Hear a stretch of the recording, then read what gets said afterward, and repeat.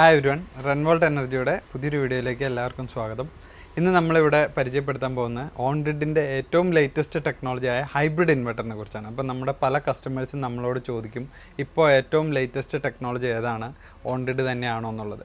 അപ്പോൾ ഇപ്പോൾ കോമൺ ആയിട്ടുള്ള ഒരു സിസ്റ്റമാണ് ഓൺഗ്രിഡ് സിസ്റ്റം. ഇതാണ് ഹൈബ്രിഡ് ലിഥിയം അയോൺ ബാറ്ററിയുടെ സപ്പോർട്ടോട് കൂടി വരുന്ന ഹൈബ്രിഡ് സിസ്റ്റമാണിത്.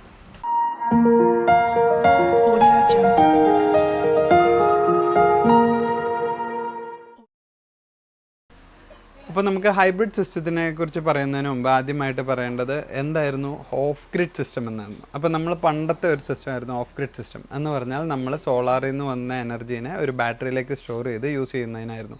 അതിൻ്റെ പരിമിതികൾ എന്ന് പറഞ്ഞു കഴിഞ്ഞാൽ ബാറ്ററി ഫില്ലായി കഴിഞ്ഞാൽ നമുക്ക് ഉണ്ടാകുന്ന പ്രൊഡക്ഷൻ വേസ്റ്റാണ്. പിന്നെ നമുക്ക് അതിനൊരു ലോഡ് എടുക്കുന്നതിന് ഒരു പരിധി ഉണ്ടായിരുന്നു. അങ്ങനെ അത് കഴിഞ്ഞ് കുറേ കാലം ഒരു 2014 ആയപ്പോൾ അതിനായിരുന്നു on grid system. On grid സിസ്റ്റത്തിൽ എങ്ങനെയാണെന്ന് വെച്ചാൽ നമുക്ക് KSEBയിലേക്ക് നമ്മൾ എനർജി റിവേഴ്സ് ചെയ്ത് സപ്ലൈ ചെയ്യുന്ന ഒരു രീതിയായിരുന്നു ഓൺ ഗ്രിഡ് സിസ്റ്റം. അപ്പോൾ നമ്മുടെ ആവശ്യം കഴിഞ്ഞിട്ടുള്ള പ്രൊഡക്ഷൻ കഴിഞ്ഞിട്ടുള്ളത് നമുക്ക് KSEBക്ക് സപ്ലൈ ചെയ്യുന്നു. അങ്ങനെ നമ്മളൊരു നെറ്റ് മീറ്റർ വെച്ച് കഴിഞ്ഞിട്ട് എക്സ്പോർട്ടും ഇമ്പോർട്ടും റീഡ് ചെയ്യുന്ന സിസ്റ്റമാണ്. അത് ബാറ്ററി ഇല്ലാത്ത സിസ്റ്റമായിരുന്നു. അപ്പോൾ അതിന് ബാറ്ററി ഇല്ലാത്തത് കൊണ്ട് അതിന് മെയിൻ്റനൻസ് ഫ്രീ ആയിട്ടുള്ള സിസ്റ്റമായിരുന്നു. പക്ഷേ ഇതിൻ്റെ ഒരു ഡ്രോബാക്ക് എന്ന് പറഞ്ഞാൽ നമുക്ക് കറണ്ട് പോയി കഴിഞ്ഞാൽ നമുക്ക് സപ്ലൈ കിട്ടത്തില്ല. അങ്ങനത്തെ പല ഡ്രോബാക്കുകളും ഓൺ ഗ്രിഡിലുണ്ട്. പിന്നെ കറണ്ട് പോയി കഴിഞ്ഞാൽ ഒരു ദിവസം ഫുള്ള് നമുക്ക് സപ്ലൈ ഇല്ലെങ്കിൽ നമ്മൾ പിന്നെ വീണ്ടും നമ്മൾ നോർമൽ യൂസ് ചെയ്യുന്ന ഇൻവെർട്ടറിലാണ് അത് യൂസ് ചെയ്യാൻ പറ്റുള്ളൂ. ഇപ്പോൾ അതിലും ഏറ്റവും ലേറ്റസ്റ്റ് ടെക്നോളജി ആയിട്ട് ഓൺ ഗ്രിഡിൻ്റെ ഓഫ് ഗ്രിഡിൻ്റെയും കോമ്പിനേഷനായ ഹൈബ്രിഡ് ഇൻവെർട്ടറാണ് വന്നേക്കുന്നത്. ഇതിൻ്റെ അകത്ത് നമുക്ക് വരുന്നത് ഒരു ലിഥിയം അയോൺ ബാറ്ററിയാണ്. ഇത് നമുക്ക് ലെഡ് ആസിഡ് ബാറ്ററിയും ഇതിൻ്റെ അകത്ത് കണക്ട് ചെയ്യാം. അങ്ങനെ വരുന്ന ഒരു സിസ്റ്റമാണ് ഈ ഹൈബ്രിഡ് സിസ്റ്റം. അപ്പോൾ ഇതിൻ്റെ ഏറ്റവും വലിയൊരു അഡ്വാൻറ്റേജ് എന്ന് പറഞ്ഞാൽ സപ്ലൈ പോയി കഴിഞ്ഞാൽ നമുക്ക് വീട്ടിലത്തെ എല്ലാ കൺസംഷനും ഇതിൻ്റെ അകത്ത് നിന്ന് യൂസ് ചെയ്യാൻ പറ്റും. ഈ ബാറ്ററി ഇതിന് ഫസ്റ്റ് പ്രയോറിറ്റി എന്ന് പറഞ്ഞാൽ ഇതിൻ്റെ ബാറ്ററി ചാർജിങ്ങിനാണ്. അപ്പോൾ ഫസ്റ്റ് തന്നെ ഈ ലിഥിയം ബാറ്ററി സ്റ്റോർ ചെയ്ത് നിർത്തും. ഫുൾ ചാർജ് ചെയ്ത് നിർത്തി കഴിഞ്ഞിട്ട് പിന്നെ ഉള്ളത് ഓൺ ഗ്രിഡ് ആയിട്ട് വർക്ക് ചെയ്യും. അപ്പോൾ ഇത് ഫസ്റ്റ് ബാറ്ററി സ്റ്റോർ ചെയ്ത് ഫുള്ളായി കഴിഞ്ഞാൽ പിന്നെ ഇത് നോർമൽ ഒരു ഓൺ ഗ്രിഡ് സിസ്റ്റം ആയിട്ട് വർക്ക് ചെയ്യും. അത് കഴിഞ്ഞിട്ട് നമ്മളിപ്പോൾ രാത്രി ആകുമ്പോൾ നമ്മുടെ DC സപ്ലൈ പോയി കഴിയുമ്പോൾ ലിഥിയം ബാറ്ററിയിൽ നിന്ന് നമ്മുടെ വീട്ടിലെ എല്ലാ ലോഡുകളും ഈ ബാറ്ററി സൈസ് ചെറുതാണെങ്കിലും ഇതിൻ്റെ എനർജി ഡെൻസിറ്റി വളരെ ഹൈ ആണ്. ഇതിൻ്റെ അകത്തുനിന്നൊരു AC മോട്ടറും ഒക്കെ അറ്റ് എ ടൈം നമുക്ക് വർക്ക് ചെയ്യിക്കാൻ പറ്റും. 100Ah 52 വോൾട്ടിൽ തന്നെ ലിഥിയം ബാറ്ററി സിസ്റ്റമാണ്. അപ്പോൾ നമുക്കറിയാം ലിഥിയം അയോൺ ബാറ്ററിയുടെ ഏറ്റവും വലിയ അഡ്വാൻറ്റേജ് എന്ന് പറഞ്ഞാൽ അതിൻ്റെ സൈസ് ചെറുതാണെങ്കിലും ഇതിൻ്റെ എനർജി ഡെൻസിറ്റി ഭയങ്കര കൂടുതലാണ്. അപ്പോൾ നമുക്കൊരു രാത്രി ഒരു 12 മണി 1 മണി ആ സമയം വരെയുള്ള ലോഡുകൾ ഇതിൻ്റെ അകത്ത് എടുക്കാൻ പറ്റും. അപ്പോൾ നമ്മളിവിടെ യൂസ് ചെയ്തേക്കുന്ന ഡെയി എന്ന് പറഞ്ഞ ബ്രാൻഡിൻ്റെ ഹൈബ്രിഡ് ഇൻവെർട്ടറും ലിഥിയം ബാറ്ററിയാണ്. അപ്പോൾ ഈ ലിഥിയം ബാറ്ററി നമുക്ക് വാൾ മൗണ്ട് ചെയ്യാം. ഇത് 100Ah 52 വോൾട്ടാണ്. എന്ന് പറഞ്ഞാൽ നമ്മുടെ 4 ലെഡ് ആസിഡ് ബാറ്ററിയുടെ സൈസും അല്ലെങ്കിൽ കപ്പാസിറ്റി വരേണ്ട സ്ഥാനത്ത് ഇത്രയും ചെറിയൊരു സ്ഥലത്ത് നമുക്കിത് വാൾ മൗണ്ട് ചെയ്യാം. പിന്നെ ഈ പറയുന്ന നിങ്ങൾക്ക് എല്ലാവർക്കും അറിയാം, നമ്മളിപ്പോൾ ഏറ്റവും മൊബൈൽ ഫോൺസിലും ഒക്കെ യൂസ് ചെയ്യുന്ന ലിഥിയം ബാറ്ററിയുടെ എനർജി ഡെൻസിറ്റി. അപ്പോൾ നമുക്ക് ഈ വീട്ടിൽ നമുക്കിപ്പോൾ കറണ്ട് ഇല്ല, സപ്ലൈ ഇല്ലെങ്കിൽ നമുക്ക് ഈ AC ഇവിടുത്തെ മോട്ടർ ഇതെല്ലാം ഈ ലിഥിയം ബാറ്ററി സപ്പോർട്ട് ചെയ്യും. അപ്പോൾ അങ്ങനത്തെ അത്രയും അഡ്വാൻസ്ഡ് ആയിട്ട് ബാറ്ററിയാണ്. ഇതിൻ്റെ അകത്തൊരു ബാറ്ററി മാനേജ്മെൻറ്റ് സിസ്റ്റം ഉണ്ട്. ഇതിൻ്റെ അകത്ത് ഇതിൻ്റെ ഇൻഡിക്കേഷൻസ് എല്ലാം കാര്യങ്ങളും ഇതിൻ്റെ അകത്തുണ്ട്. ഇതാണ് നമ്മുടെ ഹൈബ്രിഡ് ഇൻവെർട്ടർ. ഈ ഹൈബ്രിഡ് ഇൻവെർട്ടറിൻ്റെ അകത്ത് നമുക്ക് ഒത്തിരി രീതിയിൽ ഇതിനെ സെറ്റിംഗ് ചെയ്യാം. ഇതിനെ നമുക്ക് പ്യുവർലി ഒരു ഓഫ് ഗ്രിഡ് സിസ്റ്റമായിട്ട് വർക്ക് ചെയ്യാം. അപ്പോൾ സപ്ലൈ ഇല്ലാത്ത ഒരു സ്ഥലത്ത് നമുക്ക് ഇത് ഇൻസ്റ്റാൾ ചെയ്യാം. പിന്നെ ഇതിനെ ഓൺ ഗ്രിഡ് സിസ്റ്റമായിട്ട് മാത്രം യൂസ് ചെയ്യാം. പിന്നെ നമ്മുടെ ഹൈബ്രിഡ് സിസ്റ്റം മൂന്നും സെപ്പറേറ്റ് ആയിട്ടും യൂസ് ചെയ്യാം. ഏത് രീതിയിൽ വേണമെങ്കിൽ നമുക്ക് അതിന് സെറ്റിങ്സ് ചെയ്യാം. ഇപ്പോൾ ഇതിൻ്റെ അകത്ത് നമുക്കിപ്പോൾ ഇപ്പോൾ കറൻ്റ്ലി ഇതിൻ്റെ അകത്ത് ഈ വീട്ടിലിപ്പോൾ സപ്ലൈ ഇല്ല. അപ്പോൾ നമുക്ക് ഈ വീട്ടിലെ ലോഡ് എന്ന് പറഞ്ഞാൽ 0.34 കിലോവാട്ടാണ്. അപ്പോൾ നമ്മുടെ ഓൺ ഗ്രിഡിൽ നിന്ന് സോളാറിൽ നിന്ന് പ്രൊഡ്യൂസ് ചെയ്യുന്ന അത്രയും ലോഡുള്ളൂ. കാരണം എന്താണെന്ന് വെച്ചാൽ ഇവിടുത്തെ ബാറ്ററി 100% ആയിട്ട് നിൽക്കുന്ന കാരണമാണ്. ഇപ്പോൾ വീട്ടിൽ ലോഡ് കൂടുന്നതനുസരിച്ച് സോളാറിൽ നിന്നുള്ള ലോഡ് നമ്മുടെ അനുസരിച്ച് കൂടുതലേക്ക് വരും. പിന്നെ അപ്പോൾ നമ്മൾ ഇനി ഈ ലിഥിയം ബാറ്ററിയുടെ ഒരു എനർജി ഡെൻസിറ്റി ടെസ്റ്റ് ചെയ്യാൻ പോകണം. അപ്പോൾ ഈ വീട്ടിൽ ഞാൻ ഓൾറെഡി പറഞ്ഞു ഇവിടെ KSEB സപ്ലൈ ഇല്ല. അപ്പോൾ നമ്മൾ ഇവിടുത്തെ ഒരു ACയും ഒരു മോട്ടറും കൂടെ ഓൺ ആക്കുവാണ്. രണ്ടും സൈമൾട്ടേനിയസ് ആയിട്ട് ഓൺ ആക്കി നോക്കുവാണ്.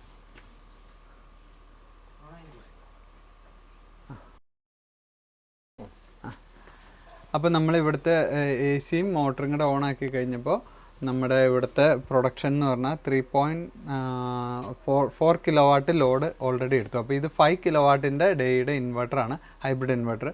അപ്പോൾ നമുക്ക് ഇവിടെ KSEB സപ്ലൈ ഇല്ലാത്ത കാരണം വീട്ടിലെ ലോഡ് വളരെ കുറവായിരുന്നു. അപ്പോൾ നമ്മൾ ഇനി എന്താ ചെയ്യാൻ പോകണമെന്ന് വെച്ചാൽ നമ്മളിവിടുത്തെ എനർജി ഡെൻസിറ്റി ടെസ്റ്റ് ചെയ്യാൻ വേണ്ടി നമ്മൾ ഈ വീട്ടിലെ ഒരു മോട്ടറും ഇവിടുത്തെ ഒരു ACയും കൂടെ ഓൺ ആക്കുകയാണ്. അങ്ങനെ ഓൺ ആക്കി കഴിഞ്ഞപ്പോൾ നമുക്ക് വീട്ടിലത്തെ ലോഡ് ഏകദേശം 4 കിലോ വാട്ടിൻ്റെ അടുത്ത് വന്നു. അപ്പോൾ നമ്മുടെ സോളാറിൻ്റെ പ്രൊഡക്ഷൻ ഏകദേശം 4.30 കിലോ വാട്ടായി. ഇപ്പോൾ ഈ വീട്ടിൽ AC മോട്ടറും എല്ലാം സോളാറിൽ നിന്ന് ഡയറക്റ്റാണ് വർക്ക് ചെയ്യണത്. ഇപ്പോഴും ബാറ്ററി അസിസ്റ്റ് ചെയ്യണം മാത്രമേ ഉള്ളൂ. 99% ലോഡും ഉണ്ട് നമുക്ക്. അപ്പോൾ ഹൈബ്രിഡ് ഇൻവെർട്ടറിൻ്റെ ഏറ്റവും വലിയ അഡ്വാൻറ്റേജ് എന്ന് പറഞ്ഞാൽ, ഇപ്പോൾ സപ്ലൈ ഇല്ലാത്ത വീട്ടിലെ AC മോട്ടർ അങ്ങനെയുള്ള എല്ലാ കാര്യങ്ങളും, നമ്മുടെ വീട്ടിലെ എല്ലാ കാര്യങ്ങളും നമുക്ക് ഈ സമയത്ത് വർക്ക് ചെയ്യിക്കാൻ പറ്റും. അപ്പോൾ പകൽ സമയത്താണെങ്കിൽ നമ്മളത് ഡയറക്റ്റ് സോളാറിൽ നിന്നാണ്, ആ സമയത്ത് നമ്മുടെ ലിഥിയം അയൺ ബാറ്ററിയിൽ നിന്ന് എടുക്കണ പോലും ഉണ്ടാവത്തില്ല. അപ്പോൾ നമുക്ക് ഇവിടുത്തെ എല്ലാ ലോഡുകളും നമുക്ക് ചെയ്യാൻ ഓൺ സിസ്റ്റത്തിലൊരു ഡിസഡ്വാൻറ്റേജ് എന്ന് പറഞ്ഞാൽ, കറണ്ട് പോയി കഴിഞ്ഞാൽ നമ്മുടെ വീട്ടിലത്തെ ലോഡുകളൊന്നും വർക്ക് ചെയ്യില്ല. നമ്മൾ നോർമൽ ഇൻവെർട്ടറിൽ നിന്നാണ് വർക്ക് ചെയ്യാൻ പറ്റുള്ളൂ. അപ്പോൾ ഈ ഹൈബ്രിഡ് സിസ്റ്റം ഉള്ളിടത്ത് നമുക്ക് AC മോട്ടർ അങ്ങനെ നമുക്കൊരു സെൽഫ് സസ്റ്റെയിൻഡ് ആയിട്ട് ഫുള്ള് നമുക്ക് വർക്ക് ചെയ്യിക്കാൻ പറ്റും. പിന്നെ ഇപ്പോൾ ഇതിൻ്റെ അകത്തുനിന്ന് നമുക്കിപ്പോൾ 5 kVA ഇൻവെർട്ടർ ആണെങ്കിലും അതിൻ്റെ ഇൻസ്റ്റൻറ്റ് സർജ് 10 kVA ആണ്. അപ്പോൾ നമുക്കിപ്പോൾ AC മോട്ടർ നമ്മൾ ഓൺ ചെയ്ത് കഴിഞ്ഞിട്ട് പോലും 4 കിലോ വാട്ട് ഉള്ളൂ. അപ്പോൾ നമ്മളിപ്പോൾ ഡയറക്റ്റ് സോളാർ പാനലിൽ നിന്ന് തന്നെയാണ് ഇത് വർക്ക് ചെയ്യണത്. നമ്മുടെ ലിഥിയം അയൺ ബാറ്ററിയിൽ ഇപ്പോഴും 100% ചാർജുണ്ട്. അപ്പം ഇനി നമുക്ക് വരുന്ന ഒരു ഡൗട്ട് എന്ന് പറഞ്ഞാൽ, സോളാർ ഇല്ലാത്ത സമയത്ത് ഇതെങ്ങനെ വർക്ക് ചെയ്യുമെന്നുള്ളതാണ്. അപ്പോൾ നമുക്കൊരു വൈകിട്ട് 6 മണി കഴിഞ്ഞാൽ സോളാർ ഉണ്ടാവത്തില്ല. ആ സമയത്ത് നമുക്ക് ഇതിനെ സെറ്റിങ്സ് മാറ്റി ചെയ്യാം. നമുക്ക് ഇത് ഏത് രീതിയിൽ വേണമെങ്കിലും നമുക്ക് സെറ്റിംഗ് ചെയ്യാം. ഇപ്പോൾ നമ്മൾ സെറ്റ് ചെയ്തേക്കണമെന്ന് പറഞ്ഞാൽ, സോളാർ ഓഫായി കഴിഞ്ഞാൽ ആ സമയത്ത് വീട്ടിലത്തെ ലോഡ് ലിഥിയം അയൺ ബാറ്ററിയിൽ നിന്നാണ് നമ്മൾ സപ്ലൈ ചെയ്യുന്നത്. അപ്പോൾ നമ്മുടെ എനർജി ലോഡ് ബാറ്ററിയിലേക്ക് വരുന്ന ലോഡ് അനുസരിച്ച് ഇതിൻ്റെ ബാക്കപ്പ് കൂടും. ഇപ്പോൾ നമ്മൾ ഒരു AC ഒക്കെയാണ് വർക്ക് ചെയ്യിക്കുന്നുള്ളൂ എങ്കിൽ പിറ്റേ ദിവസം രാവിലെ വരെ നമുക്ക് ഈ ലിഥിയം അയൺ ബാറ്ററിയിൽ നിന്ന് നമ്മുടെ ലോഡ് യൂസ് ചെയ്യാൻ പറ്റും. പിന്നെ പിറ്റേ ദിവസം നമുക്ക് സൺലൈറ്റ് വരുമ്പോൾ തന്നെ ഇത് ചാർജ് ചെയ്ത് ബാറ്ററി വീണ്ടും ചാർജ് ചെയ്യും. അപ്പോൾ നമുക്ക് ശരിക്കും KSEBിനെ ഒരു ബാക്കപ്പ് ജനറേറ്റർ പോലെ നിർത്താം. നമുക്ക് KSEBിനെ ഡിപ്പെൻഡ് ചെയ്യാണ്ട് ഒരു സെൽഫ് സസ്റ്റെയിൻഡ് ആയിട്ട് ചെയ്യാവുന്ന ഒരു സിസ്റ്റമാണ് ഈ ഹൈബ്രിഡ് സിസ്റ്റം എന്ന് പറയുന്നത്. ഇപ്പോൾ നമുക്ക് KSEB ഇല്ലാത്തൊരു സ്ഥലം, സപ്പോസ് ഒരു ദൂരെയുള്ള ഒരു റിസോർട്ട് അങ്ങനെയുള്ള സ്ഥലത്താണെങ്കിൽ ഈ സിസ്റ്റം മാത്രം വെച്ച് നമുക്ക് അവിടുത്തെ എല്ലാ ലോഡുകളും ഓടിക്കാൻ പറ്റും. അപ്പോൾ നമ്മുടെ ഇന്ത്യയിൽ എനർജി സെക്ടർ ഫേസ് ചെയ്യുന്ന ഏറ്റവും വലിയ പ്രശ്നം എന്ന് പറഞ്ഞാൽ, നമ്മൾ ഒരു 6 to 10 പീക്ക് ലോഡ് അവേഴ്സിൽ പുറത്തുനിന്ന് വൈദ്യുതി വാങ്ങിക്കുന്നു. അതിന് വളരെ വലിയ റേറ്റാണ് നമ്മൾ കൊടുക്കുന്നത്. അപ്പോൾ KSEB പുതിയൊരു സ്മാർട്ട് മീറ്ററിംഗ് ടെക്നോളജി കൊണ്ടുവരുവാണ്. അപ്പോൾ അതിൻ്റെ ട്രയൽ റണ്ണായിട്ട് നമ്മുടെ ട്രിവാൻഡ്രം, ഫോർട്ട് കൊച്ചി ഏരിയയിലൊക്കെ ഒരു സ്മാർട്ട് മീറ്ററിംഗ് ഇംപ്ലിമെൻറ്റ് ചെയ്ത് തുടങ്ങി. സ്മാർട്ട് മീറ്ററിംഗ് എന്ന് പറഞ്ഞാൽ നമ്മുടെ ടൈംലി ബില്ലിംഗ്, TOD ബില്ലിംഗ്, ഇപ്പോൾ 3 ഫേസിലുള്ള പോലെ TOD ബില്ലിംഗ് ആണ് അതിൻ്റെ അകത്ത് വരാൻ പോകുന്നത്. അപ്പോൾ നമ്മൾ ഈ 6 to 10 എന്ന് പറയുന്ന പീക്ക് ലോഡ് അവേഴ്സിൽ എടുക്കുന്ന എനർജിക്ക് വളരെ വലിയ കോസ്റ്റ് കൊടുക്കേണ്ടി വരും. അതൊരു ഇന്ത്യയിൽ മൊത്തം ഫേസ് ചെയ്യുന്ന ഒരു പ്രശ്നമാണ്. അപ്പോൾ നമുക്ക് ബാറ്ററി എനർജി സ്റ്റോറേജ് സിസ്റ്റംസ്, അതാണ് ഇനി ലേറ്റസ്റ്റ് ആയിട്ട് വരാൻ പോകുന്ന ഒരു ഫ്യൂച്ചർ. അപ്പോൾ അതിൻ്റെ ഒരു ചെറിയ സിസ്റ്റമാണ് ഈ ഹൈബ്രിഡ് സിസ്റ്റം എന്ന് പറയുന്നത്. അപ്പോൾ നമുക്ക് ഈ 6 to 10 എന്ന് പറയുന്ന സമയത്ത് നമ്മുടെ ലിഥിയം ബാറ്ററിയിൽ നിന്ന് നമ്മുടെ ലോഡുകളെല്ലാം എടുക്കുന്ന കാരണം നമുക്ക് പീക്ക് ലോഡ് അവേഴ്സിൽ ഒരു എനർജി ചാർജ് വരത്തില്ല.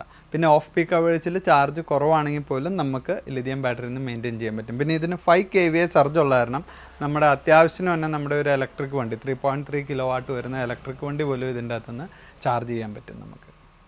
അപ്പോൾ നമ്മളിവിടെ വെച്ചേക്കുന്നത് ഡെയുടെ തന്നെ ഹൈബ്രിഡ് ഇൻവെർട്ടറും ഡെയുടെ തന്നെ ലിഥിയം അയൺ ബാറ്ററിയാണ്. ഇത് രണ്ടിനും കോമ്പിനേഷനിൽ വരുമ്പോൾ നമുക്ക് 10 year വാറണ്ടി ഉണ്ട്. ഹൈബ്രിഡ് ഇൻവെർട്ടറിനും ഉണ്ട്, ലിഥിയം ബാറ്ററിക്കും 10 year വാറണ്ടി ഉണ്ട്. അപ്പോൾ നമ്മുടെ ഈ ലിഥിയം അയൺ ബാറ്ററീൻ്റെ ലൈഫ് എന്ന് ഉദ്ദേശിച്ചാൽ അതിൻ്റെ ലൈഫ് സൈക്കിൾസിനെ ബേസ് ചെയ്താണ്. അപ്പോൾ ഇതിൻ്റെ ലൈഫ് സൈക്കിൾ കൂടിയ ബാറ്ററി ആയതിനാണ് ഇതിന് 10 year വാറണ്ടി വരുന്നത്. ഇതേപോലത്തെ തന്നെ മാർക്കറ്റിൽ വേറെ ലിഥിയം ബാറ്ററീസ് അവൈലബിൾ ആണ്, പക്ഷേ അതിന് ലൈഫ് സൈക്കിൾസ് കുറവാണ്. അതുകൊണ്ടാണ് അതിൻ്റെ വാറണ്ടി 5 year ഒക്കെ നമുക്ക് വാറണ്ടി കിട്ടുള്ളൂ. അപ്പോൾ ലിഥിയം അയൺ ബാറ്ററീസ് ചൂസ് ചെയ്യുമ്പോൾ എപ്പോഴും വാറണ്ടി മാക്സിമം ഉള്ള വാറണ്ടി നമ്മൾ ചൂസ് ചെയ്യണം. അതേപോലെ ഹൈബ്രിഡ് ഇൻവെർട്ടറിലും വാറണ്ടി കവറേജ് ഇമ്പോർട്ടൻ്റ് ആയിട്ടുള്ളൊരു കാര്യമാണ്. പിന്നെ ഹൈബ്രിഡ് ഇൻവെർട്ടറിന് നമ്മുടെ PM സൂര്യകറിലെ 78,000 സബ്സിഡി എലിജിബിൾ ആണ്. പിന്നെ നമുക്ക് താരതമ്യേന ഓൺ ഗ്രിഡിനേക്കാളും കുറച്ച് കോസ്റ്റ് കൂടുതലാണെങ്കിലും നമുക്ക് സെൽഫ് സസ്റ്റെയിൻഡ് ആയിട്ട് നിൽക്കാനും നമ്മുടെ ഒരു ഇൻട്രപ്ഷനും ഇല്ലാണ്ട്, ഇപ്പോൾ ചില സ്ഥലത്തൊക്കെ വളരെ എമർജൻസി ലോഡുകൾ മീറ്റ് ചെയ്യേണ്ട സ്ഥലങ്ങളിൽ വരും. അങ്ങനെയുള്ളിടത്തൊക്കെ വളരെ അഡ്വാൻറ്റേജ് ആയിട്ടുള്ള ഒരു സിസ്റ്റമാണിത്. കാരണം സപ്ലൈ പോയി കഴിഞ്ഞാലും ഫുൾ വീട്ടിലെ എല്ലാ ലോഡുകളും ഇതിൻ്റെ അകത്ത് വർക്ക് ചെയ്യും. അപ്പോൾ നമുക്ക് 2 ദിവസമോ 3 ദിവസമോ സപ്ലൈ ഇല്ലെങ്കിൽ പോലും നമുക്ക് KSEBിനെ ഡിപ്പെൻഡ് ചെയ്യാണ്ട് നമുക്ക് ഫുള്ളായിട്ട് ഈ സിസ്റ്റത്തിൽ സോളാർ സിസ്റ്റവും ഹൈബ്രിഡ് ഇൻവെർട്ടറും വെച്ച് നമ്മുടെ എന്ത് കാര്യങ്ങളും പവർ ചെയ്യാൻ പറ്റും. അപ്പോൾ നിയർ ഫ്യൂച്ചറിൽ നമുക്ക് ഹൈബ്രിഡ് ഇൻവെർട്ടർ കോമൺ ആയിട്ട് വരും. ഒരു 2 to 3 yearsനുള്ളിൽ ഇപ്പോഴത്തെ ഓൺ ഗ്രിഡ് ഇൻവെർട്ടേഴ്സ് പോലെ തന്നെ ഹൈബ്രിഡ് ഇൻവെർട്ടർ വിത്ത് ലിഥിയം സ്റ്റോറേജ് വളരെ കോമൺ ആയിട്ട് വരുന്ന ഒരു കാര്യമായിരിക്കും. അപ്പോൾ ഇപ്പോൾ ഓൺ ഗ്രിഡ് ചെയ്യാൻ ഉദ്ദേശിക്കുന്നവർ ഈ ഹൈബ്രിഡ് സിസ്റ്റത്തിനെ കുറിച്ച് ഒന്ന് സ്റ്റഡി ചെയ്തിട്ട് ചെയ്യണമെന്നാണ് എൻ്റെ ഒരു അഭിപ്രായം. നിങ്ങൾക്ക് എന്തെങ്കിലും ഡൗട്ട്സോ അങ്ങനെ എന്തെങ്കിലും കാര്യങ്ങളുണ്ടെങ്കിൽ ഞങ്ങളെ കോൺടാക്ട് ചെയ്യുക. ഇനി ഞങ്ങൾ ഇതേപോലെ ലിഥിയം ബാറ്ററിക്ക് പകരം ലെഡ് ആസിഡ് ബാറ്ററി കണക്ട് ചെയ്തിട്ടുള്ള ഒരു ഹൈബ്രിഡ് ഇൻവെർട്ടർ ഉണ്ട്. അതിൻ്റെ വീഡിയോയിലേക്ക് ഞങ്ങൾ പുതിയൊരു വീഡിയോ ആയിട്ട് വീണ്ടും വരും. അപ്പോൾ ഈ വീഡിയോ എല്ലാവർക്കും ഇൻഫോർമേറ്റീവ് ആയെന്ന് വിചാരിക്കുന്നു. അപ്പോൾ നമുക്കൊരു പുതിയൊരു വീഡിയോ ആയിട്ട് വീണ്ടും കാണാം. Thank you.